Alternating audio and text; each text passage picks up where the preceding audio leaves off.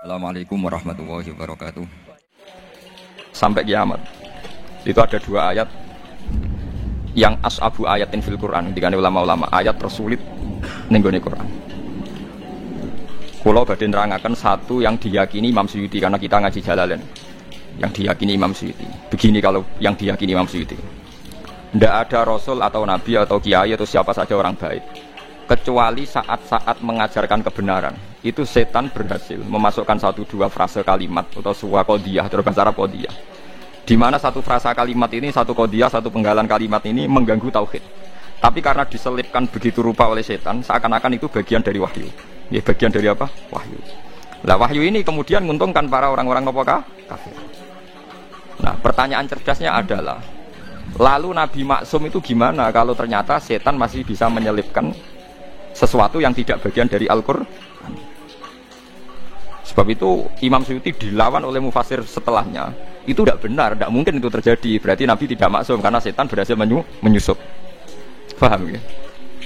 Tapi Imam Suyuti setelah itu ya yang bela ya banyak. Memang kronologinya begitu. Wah, terus kacau kan? Itu tunggal ono kiai dikultusno ora tau salah. Sing sitok penggemar fanatik kiai ora tau salah, mosok kiai salah. Kena penggemar rodo ilmiah tapi mangkel lo kiai menungso salah ya oleh. Mulane nek seneng biasa wae iki ora tau salam tempel sing jenis iki repot. Sing kultus kiai mesti bener. Hormate gak karuan, tapi keliru kan. Ngel-ngelo kiyaine kan ape salah ra iso kan. Ya pusing kan apa? Pusing. Lah kula wong seneng sing jenis loro iki padha ra seneng iku, paham lho. Ini saya beri beberapa contoh ya. Mulane kula panik badhe mucal ayat ini panik.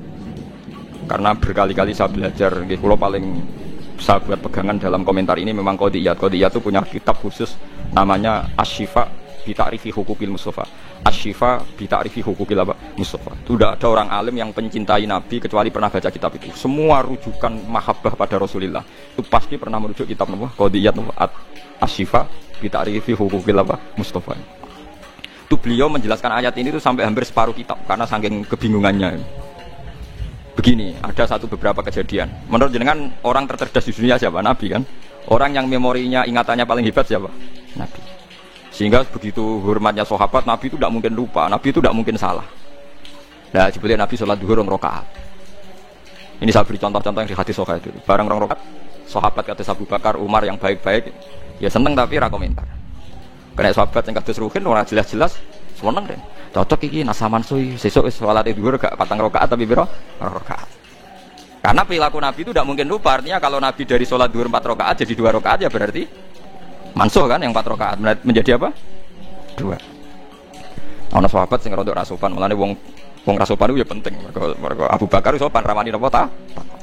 Bareng Nabi badhe kundur itu sudah sampai pintu masjid. Ini hadis sahih. Mutawatir lagi di semua kitab hadis ada. Badhe dekat pintu. Kila sholat duhur, kila sholat asar. Saya termasuk orang yang meyakini duhur. Kau pantas lali, panas-panas nopo duhur. Tapi memang riwayat itu antara duhur dan asar. Sampai rasa takok. Kejadiannya satu kok khilafi duhur bi asar. Masalahnya wong lalinan itu pirang-pirang. Sahabatin nerangno duhur lah, tapi ini lali asar. Tabiin roruhin. Nah, kados ngaji kula ngaten potensi dipelintir kan pun kata siji sing niat, nomor 2 sing lali, paham ya? Nomor 3 ngerasa iling tapi goblok lah. Yo melintir padha ya repot to. Jadi potensi salahnya hadis kan soleh, pinter, lalinan, paham ya? Ilingan, pinter, sok tahu ya nambahi, paham ya? Jadi potensi keplesetnya hadis itu memang dirawi yang begitu. Nah dari Imam Malik ahli hadis itu masalah. Sing soleh itu mesti ingatane masalah. Wis gawane wong soleh ora pati cerdas, paham ya? Gawane wong cerdas nambahi. Ayo perkara kabeh, dadi perkara. Ayo. Gawa lan sing ra jujur melintir kan. Ruwet menes secara politik napa? Melintir. Walhasil akhirnya sahabat itu terpecah. Sono sahabat yang rodok dablek jenenge Dzulyaden. Ketika Nabi sudah mau sampai pintu, ya Rasulullah, aku siroti salat amnasita ya Rasulullah. Niki salat model qasar napa pancen jenengan lali? Padahal sahabat bagian wis seneng mergo dhuwur dadi 2 rakaat. Lha iku melintir jenenge. Dene cocok wae wong Kak. Cara dadi 6 rakaat dene protes wong iki dadi 2 rakaat lha apa diprotes barang. Tapi Dzulyaden tanya, aku siroti salat amnasita ya Rasulullah. Ini salatnya di qasar atau memang jenengan lupa? Ternyata Nabi jawabnya pede. Kullu dzalika lam yakun. Semuanya itu tidak terjadi. Enggak.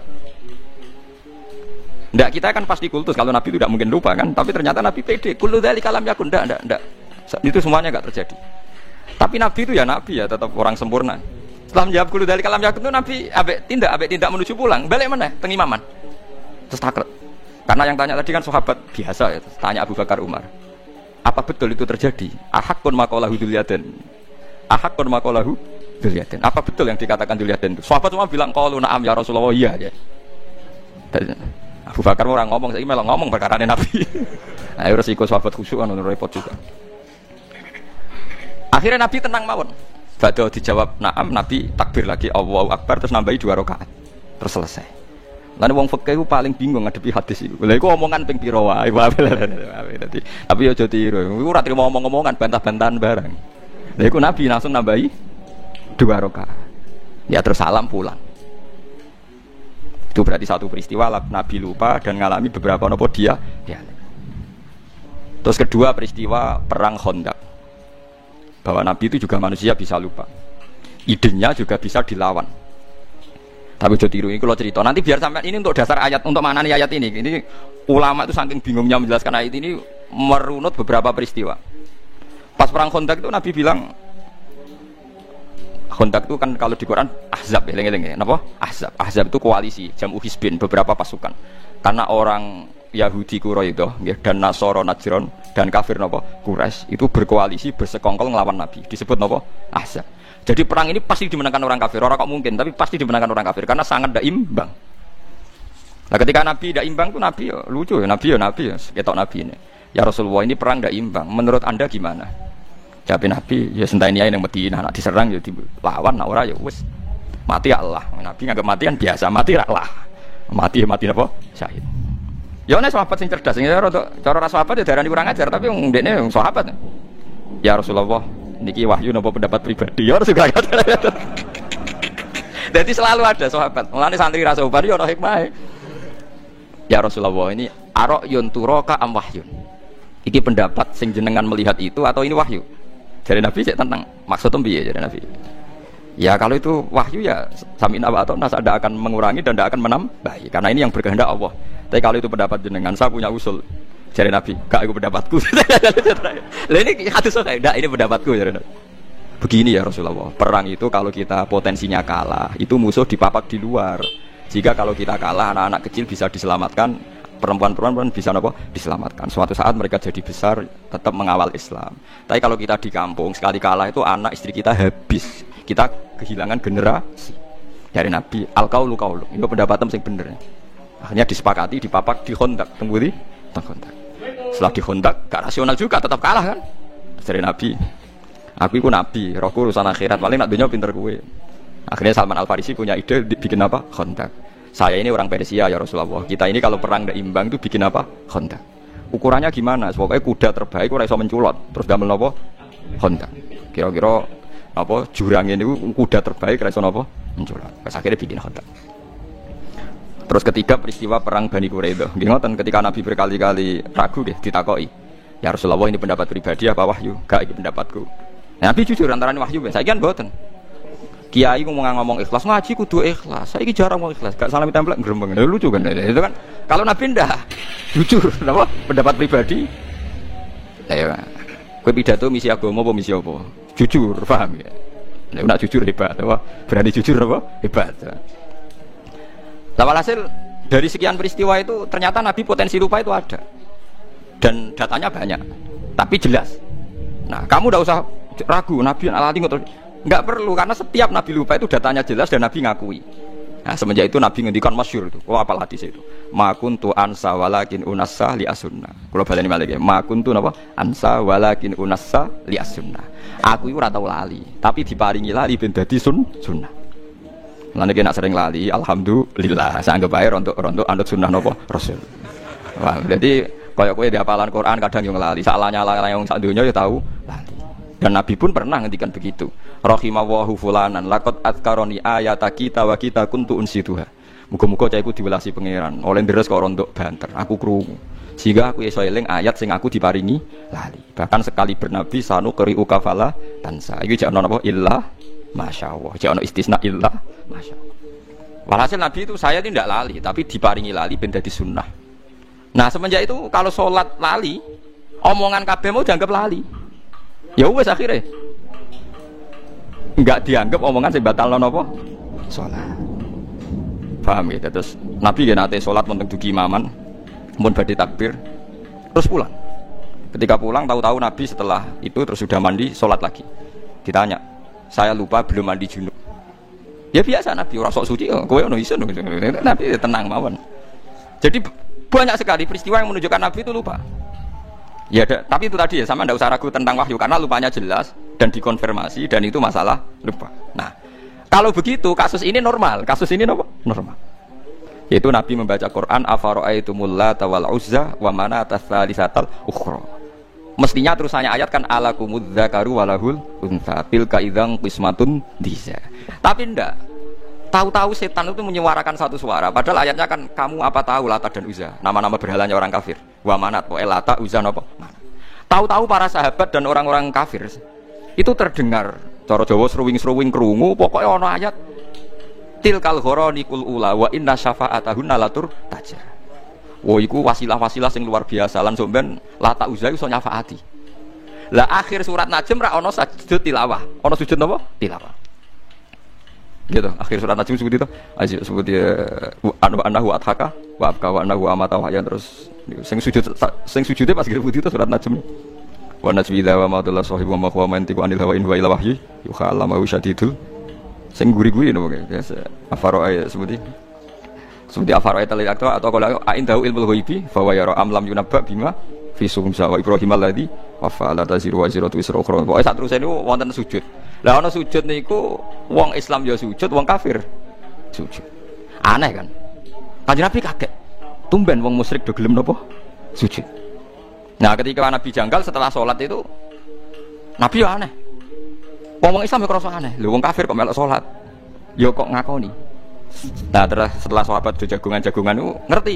Jare wong kafir tumben Muhammad apian. Lah piye? Gelem ngelem pangeranku. Biasanya tukang miso iki kok apa? Ngelem. Biasanya tukang nopo misoi. Syatmul alihah maknane misoi. Ora ra iso namane gaya Jogja. Mbok les piye maknane syatmul alihah misoi. Nabi misoi ngomong lafate satmun kok. Ya tetep maknane napa? Misoi. Akhirnya ditanya-tanya ternyata ada bacaan tilkal gharanikul ula wa inna syafa'atahunna la turtaja.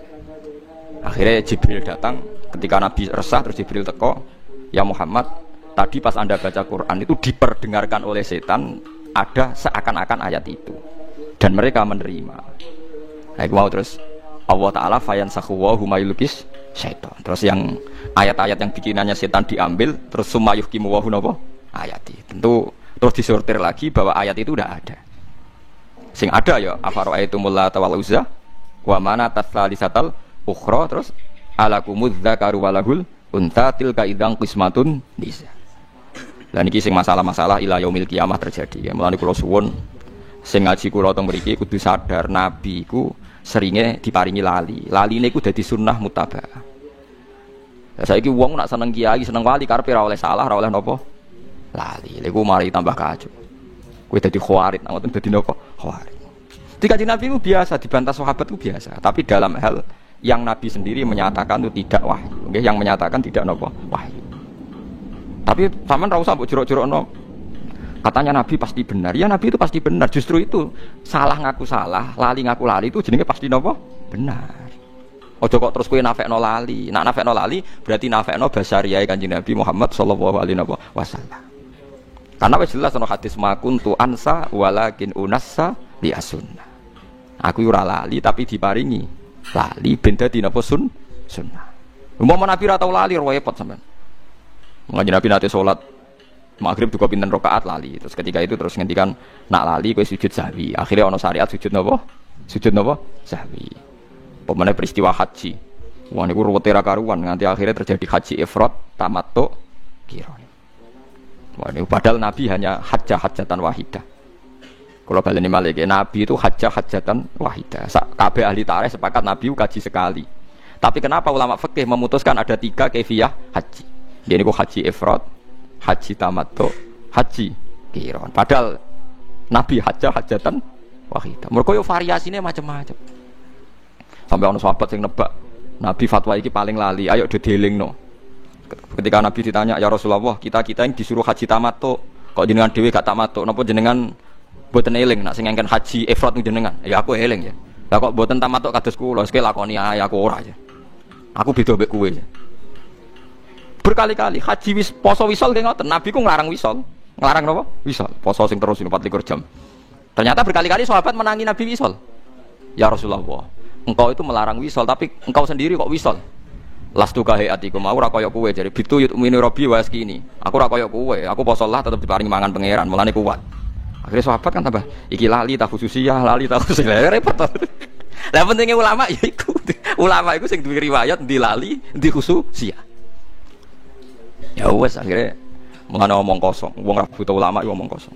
Tetep wong butuh ulama. Sing ngajine akeh sinaune akeh. Tapi kamu jangan berharap ulama iku wong populer, wong hebat. Tetep kalah mbek iki gede. Kula mbek iki gede tetep kalah populer, kalah pengaruh. Tapi nak bener kula, kan gua pede mawon.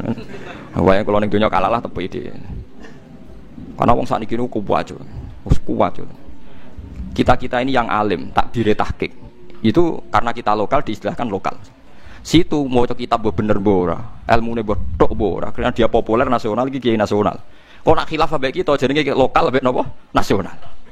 Kowe gelo, berarti kowe ora ulama. Ulama aja gampang napa? Gelo.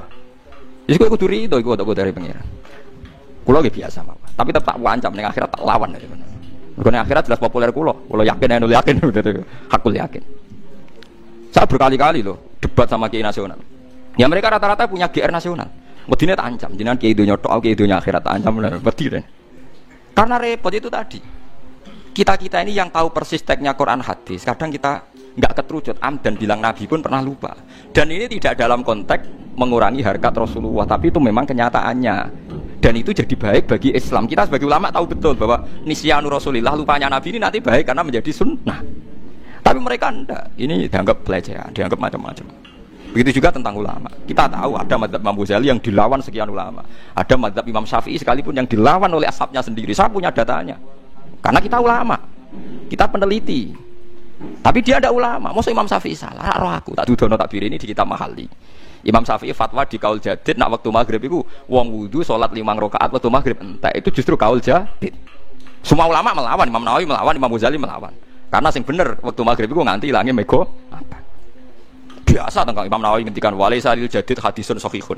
Fatwa Imam Syafi'i dalam hal ini gak ono hadise. Tenang ae padahal sing ngomong ashabnya napa? Enggak apa-apa misalnya sampean suatu saat sampean alim alama fatwane Gus batal demi hukum enggak apa-apa. Kayak kasus P3 kamu enggak apa-apa bilang ini. Enggak apa-apa karena menentang konstitusi misalnya. Tapi kamu harus pastikan kamu lebih alim timbang saya. Ojo ngomong ngono tok. Pastikan Anda lebih alim. Misalnya Gus Ba apal 13 aku telu siji misalnya apa lah. Ya enggak apa-apa omong-omongmu lah misalnya begitu. Tapi itu ya itu banyak. Ada fatwa Imam Ghazali yang ditentang ulama banyak. Misalnya tentang ilmu filsafat beliau. Ihya itu dipakai kecuali yang terkait filsafat. Ada fatwa Imam Nawawi tertentu yang dilawan orang setelahnya. Sama karena aksi takrib Pak bingung. Ada masohahu Nawawi fi Raudhah. Tapi masohahu fi tahqiq beda. Wong sitok ning kitab Raudhah A ning kitab tahqiq. Dan saya punya kitabnya semua. Sing ngarang wong sitok. Ibah Nawawi pas jazab piye wong sitok ngarang A bariku muni. Kamu bilang masa ulama lupa benar ya ndak mang itu ya sudah begitu sunai pangeran. Makanya kalau Nabi sedang begitu, besok sahabat ditanya, ya Rasulullah ini wahyu apa enggak? Makanya masyhur hadis, akhirnya dipakai orang sekuler. Meskipun hadis itu sahih. Itu yang masyhur ketika Nabi bikin satu cara tertentu urusan dunia, terus cara yang dipakai sahabat ternyata lebih situ. Karena ini urusan dunia ketika Nabi, kalau saya ngomong dunia itu antum a'lamu bi umuri dunyakum. Kowe lebih roh nak urusan dunia. Tapi kalau saya ngomong tentang Allah dan akhirat, kamu harus membenarkan. Karena saya tidak mungkin bohong, tidak mungkin keliru. Tapi nak ngomong dunia, oke nak karep yo turuti, nak ora yo ora apa-apa, kowe luwih roh tuh. Ya gitu, misalnya tentang konsep bertahan hidup dalam kemiskinan, aku beruhin pinter dia. Buatan Firman pinter dia. Pinter ruhin, cara golek utangan, pinter tetap pinter ruhin. Aku ulama. Ayo, cara berpenampilan kiai tanpa ilmu yang banyak, pinter kowe kan. Modal ilmu pas-pasan, jubahan, fatwa meyakinkan kan, pinter kowe kan. Artinya ada hal-hal yang Nabi pun kalah dengan umatnya kan. Misalnya urusan tuh, pemenang urusan kerayu wong wedok, ya mesti pinter sahabat. Yang Nabi kan 3 kok. Sampai tak ceritain ini kisah nyata. Sahabat Abdurrahman bin Auf niku hijrah lagi seminggu. Niku pinter dagang ning gone Madinah. Mergo mancan mentale pedagang yo ganteng. Ku hari kesekian wis entuk bojo. Nabi gak, Jong kowe ketoke kok guyang-guyu raimu kok rada abang kena apa-apa kowe dipriso. Wah, prompon payu ra biru. Nabi ku kok iso maksudnya Mong perantauan lagi seminggu untuk apa? Bojo. Nabi ra iso pinter. Jadi jangan kira ngomong gitu itu pelecehan pada apa? Nabi. Sahabat pinter. Paham ya? Jadi itu kudu roh. Jadi kadang sing mbok sangka kekurangane Nabi, pancen Nabi khase kudu ngene iku, kudu ra paham donya. Sing paham sahabat. Mulane golek bojo pinter sahabat. Konsep perang Khandaq wong roh kabeh iku konsep sinten? Salman Al-Farisi. Ora kok kowe mending ngene. Wong Nabi itu panglima perang, harusnya idenya Nabi paling brilian. Ya ora oleh wong sunahe ngono iku urusan donya. Tetep nyatane kabeh tarik sepakat iku idene sinten? Salman Al-Farisi. Sesuai kan nyejarah Nabi. Nabi itu perang tandingnya paling hebat. Tiap perang tanding Nabi goblok kowe. Nabi goblok dukun perang tanding. Bangkune sahabate biyen to kabeh tapi mbake ketuane dikon perang apa? Tanding. Wong sahabate sarap kowe. Wong roh kabeh ketika ada perang tanding kon maju Ali, Hamzah, sinten Khalid bin Walid. Wong roh kabeh ketika peristiwa perang Khaibar. Perang Khaibar lucu, Nabi ditantang wong kafir. Nabi yo seneng ae. Mat, iki nak perang terbuka wis mati kakean. Ayo do perang tanding, jago entokno jagoku tak takon. Dari Nabi yo iya jarene. Nah, tentu mereka maksudnya itu Nabi, tapi kan yo lucu kowe iso bayangno. Wong kiai perang ora lucu, apa meneh apa? Nabi. Lha mboten sampean ben ro, makanya bener qadiyat. Qadiyat itu ingin memastikan makna ayat ini normal gitu, Pak. Makna ayat ini normal. Akhirnya Umar yang mau maju, ya Umar yang terkenal. Dari Kanjeng Nabi, jangan kamu Umar, karena Umar itu emosinya tinggi, orang emosi tinggi itu tidak baik kalau perang apa tanding. Jadi Nabi, aina Ali, Ali di mana? Teng kemah ya Rasulullah, udah ikut perang sekarang, teng kemah. Gua armat itu belean.